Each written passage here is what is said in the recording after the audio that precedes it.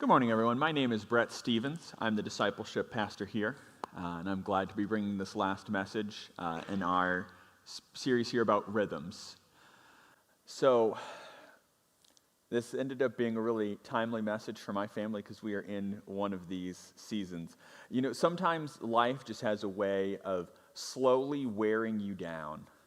And right now, my lovely wife who's in the midst of this, came today and found someone wasn't here, and so she's volunteering with the kids. But our family is a little bit busy right now. We've got 4 kids between the ages of 5 and 13, so they're getting involved in things, and we're taking them places, and we're doing things. Well, Lydia and I are starting new jobs this year, and we had the exciting surprise that although my wife got a undergraduate degree in early childhood education, unbeknownst to us, the school that we went to did not have a licensed program, so she can't get an actual teaching license. Now, most early childhood positions don't need that, but the place she's at now does need that, and so we're both also starting a transition to teaching program, and it's been a little busy for us. We're feeling that pressure of life slowly wearing us away. And I bet many of you have been in these situations where things pile up and you're just feeling slowly pushed and pressed and worn down. If I could give you an analogy, you might feel like this. No one thing ruined this car, but years upon years of wear and tear and weathering.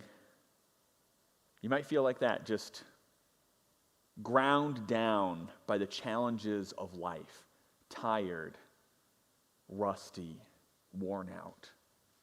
But some of you are here today, and you look a little different. You might look like this.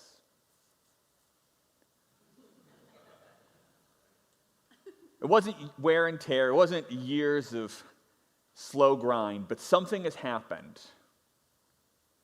You know, the thing that I think of that made me feel like this, my wife and I so our kids, I told you, are between the ages of 5 and 13.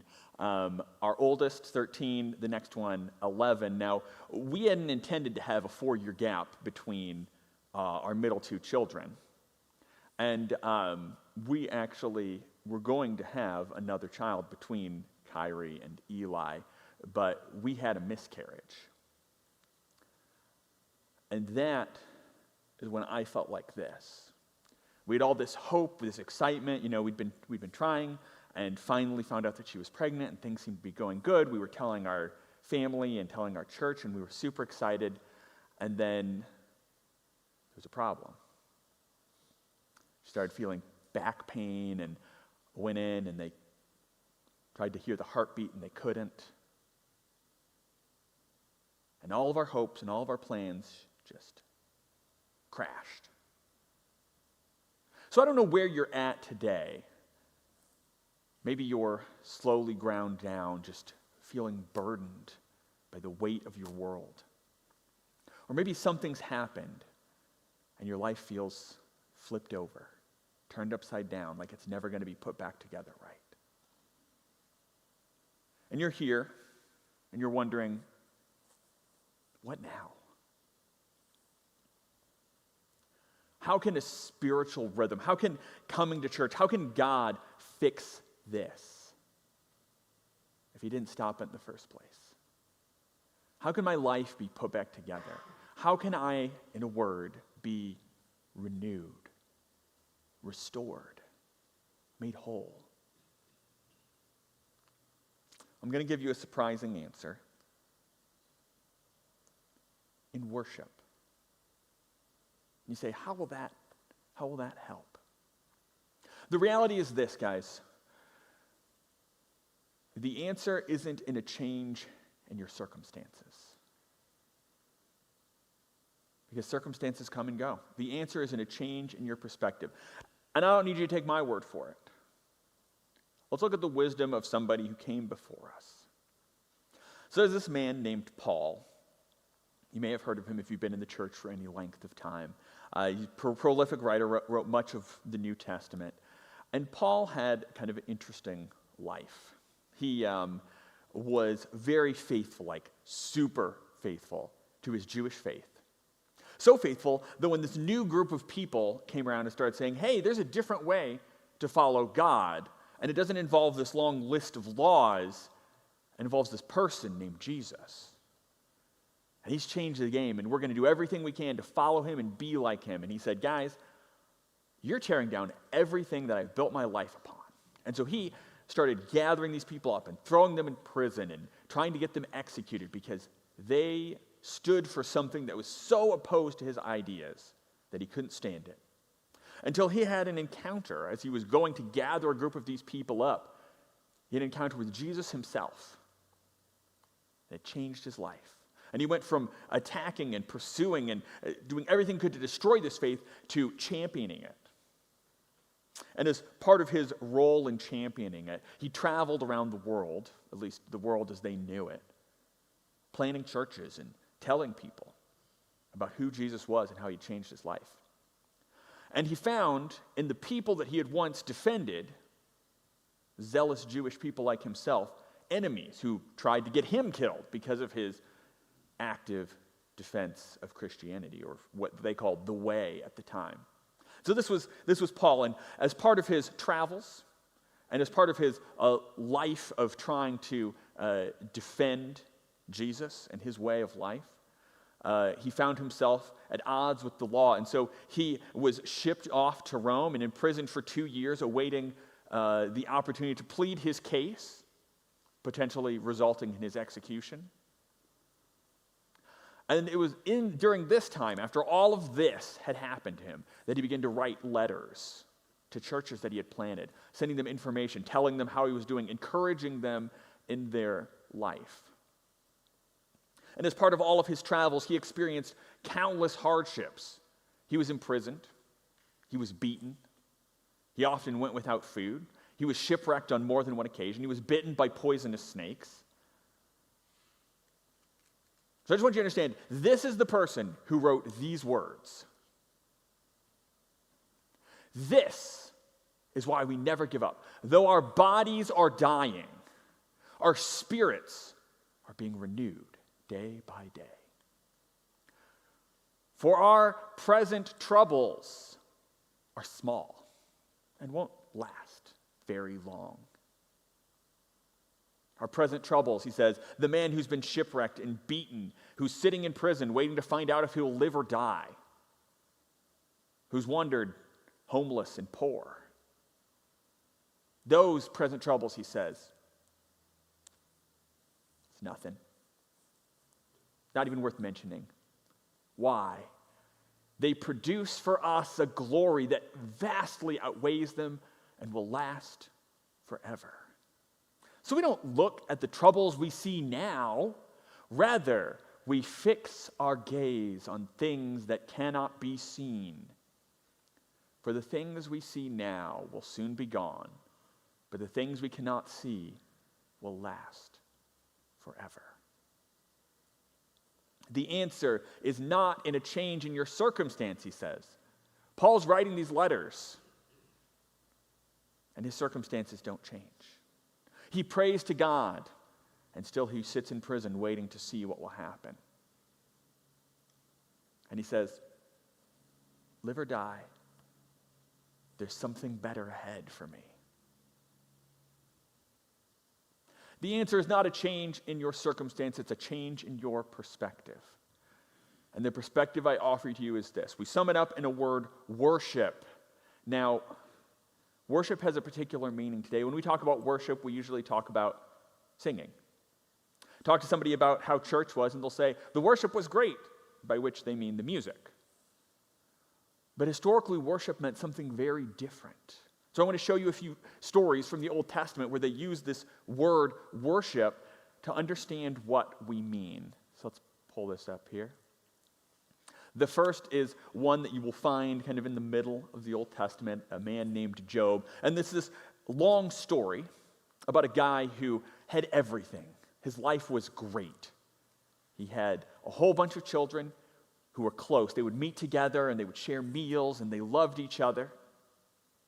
And he had this vast array of wealth, cattle, and people who worked for him. His life was great. And in one day, all of it was taken away. All of his wealth was stolen by raiders. A freak storm knocked down the house where all of his children were gathered, and every one of them died. And he was left with nothing.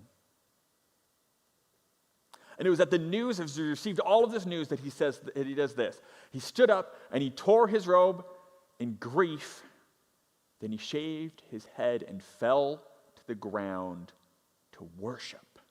And this word worship in this moment encapsulates this idea of physically lowering himself. When people worship in the Old Testament, they fall down on the ground. They submit themselves to the will of someone stronger than them, and they offer them reverence and praise. And here's what he says next. I came naked from my mother's womb, and I will be naked when I leave.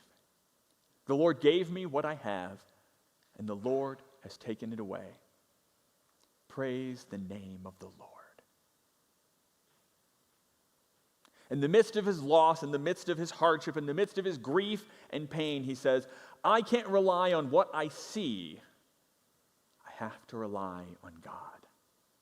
This is worship, to submit and to praise. To submit and to praise. Let me give you another example here from the Old Testament.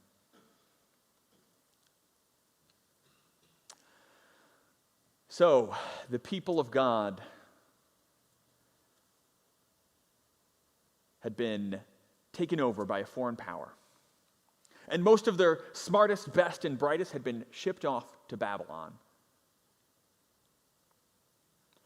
And the book of Daniel is written about a number of people, but mostly Daniel, but a number of people who were among these best and brightest, shipped off to someplace far away.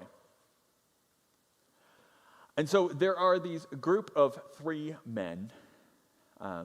Kids' stories will often talk about them as Shadrach, Meshach, and Abednego. These were names given to them by the Babylonian king as part of his campaign to take away their Jewish identity and make them good scholars of Babylon. But these 3 men were here. They were advisors to the king when the king had this new idea. And so he sends out this decree, and this is the decree. People of all races, nations, and language, listen to the king's command when you hear the sound of the horn, flute, zither, lyre, harp, pipes, and other musical instruments. Bow to the ground and worship King Nebuchadnezzar's gold statue. Anyone who refuses to obey will immediately be thrown into a blazing furnace. So this is King Nebuchadnezzar, and he asks that people everywhere worship his statue. What does he mean by worship? He wants them to physically bow down and offer praise and reverence to the statue which stands as an icon of him. He wants people to worship him, to submit themselves to him, to offer him praise and reverence. Worship. Now these 3 men, love this story, these 3 men refuse. They are in the midst of a foreign land, no friends nearby. They are brought before the king, the most powerful man in their world. And they are told, we'll give you one more chance. I'll have my musicians play, and right now here in front of me, you can bow down before my statue. You can offer praise and reverence to it. You can worship the statue. And all will be forgiven. You'll keep your positions of authority and power here in my kingdom. Or you can refuse, and I will throw you in that big fire right there and watch you burn alive. And the men's response is this. They say, King, our God has the power to save us from the fire, but even if he doesn't, we're not going to bow down. We're not going to worship your statue. Their circumstances, they didn't foresee changing. It was their perspective that allowed them to look death in the eye and say, it doesn't matter. I'll take God's way. One final story here to highlight this idea of worship. A man named John saw a vision, a series of visions. He wrote a letter to a group of churches, telling them about what he saw, about what God was doing as they were in the midst of persecution. Hunted, harassed, unwelcome, treated as outsiders, excluded from the public sphere because they believed there was only one God, and it wasn't Caesar. So John sees all of these visions, and here's at the end of it, he says, I, John, am the one who heard and saw all these things. And when I heard them and saw them, I fell down to worship at the feet of the angel who showed them to me.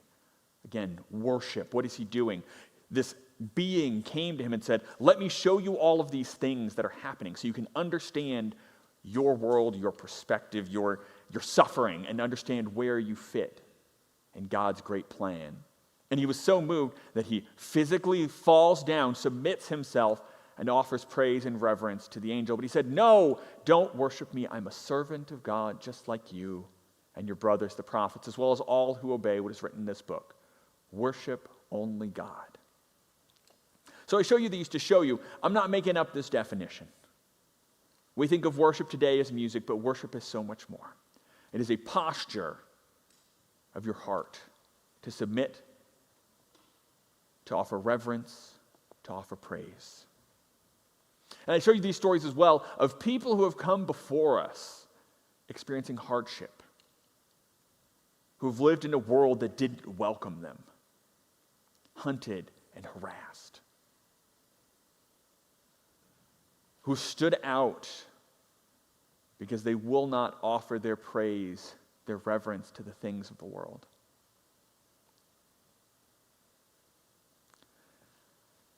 And their choice did not necessarily change their circumstances. Job praised and then sat in ashes for a week with nothing to his name. These three men stood before the king and said, we won't worship you. And then they were thrown into a fire. The people who received John's letter were still persecuted. Were still unwelcome in the empire. Were still hunted and harassed. And Paul writes to a group of Christians who are struggling, saying, these light and momentary problems will pass away, as he sits in prison for 2 years. As he finally gets out, goes on one final trip, gets arrested again and executed for the things that he believed.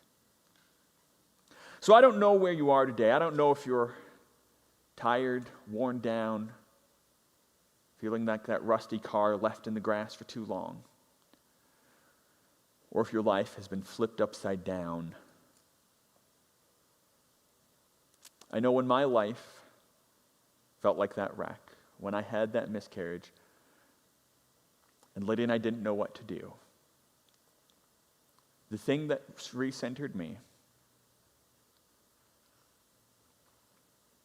I sat down at the piano and I played the song that for me was the only one that could capture the words that I felt at that moment. Nearer, my God, to thee. In the pain of life and the hardship that I experience, no matter what's going on, just let it draw me closer to you, God. My baby was still gone. I still didn't know what that meant for my family. But I knew God was with me. My circumstances hadn't changed, but my perspective had. So what perspective am I offering you today? This is the perspective I want you to have. This is what I want you to understand from all of these stories. There are better things ahead than any we leave behind. There are better things ahead than any you leave behind. No matter where you are, no matter what you're going through, there's better things ahead. So I want you to hear these words again from Paul.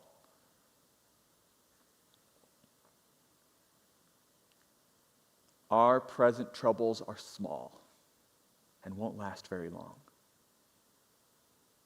but they produce for us a glory that vastly outweighs them and will last forever.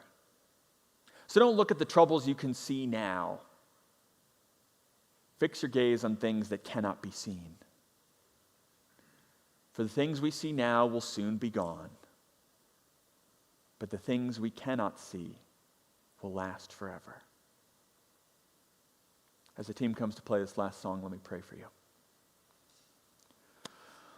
Holy God, will you give us your vision of our problems, your vision of our situation, your vision of our world? Will you help us to see all of our pain in light of eternity, all of our pain in light of the hope that you give? This world may be against us, but you are for us. You haven't abandoned us, and we're so grateful. So lead us on, Lord. Lead us on, Good Shepherd. Amen.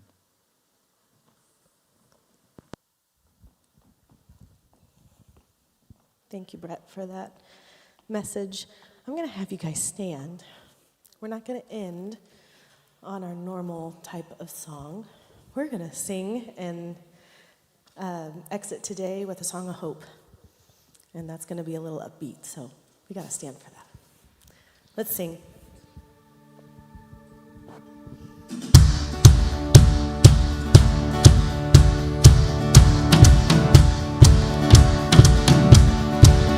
I believe that the future is brighter. I believe in his promise for me.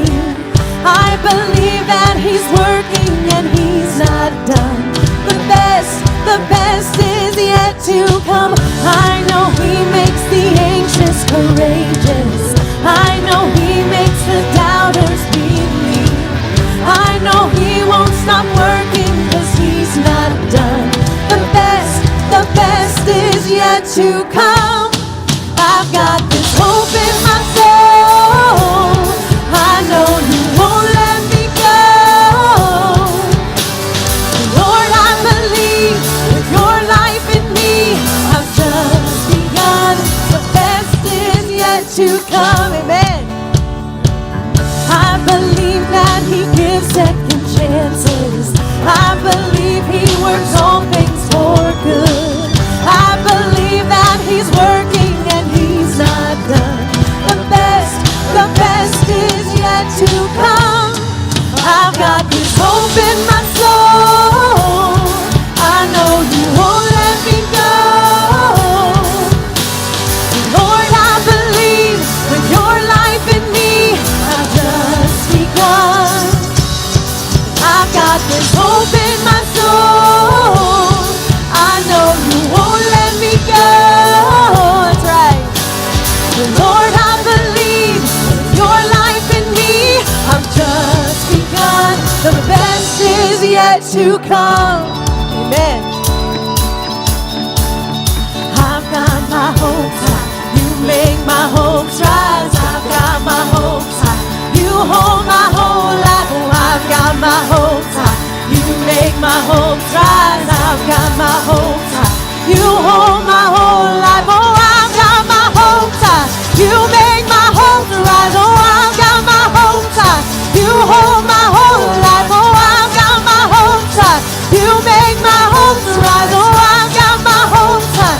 You hold my whole life. I've got this hope in my soul. I know you won't let me go.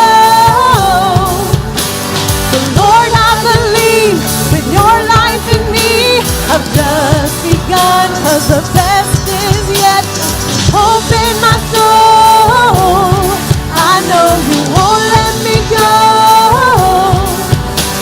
Oh Lord, I believe with your life in me, I've just begun. 'Cause the best is yet to come. Amen. Amen. You may be seated.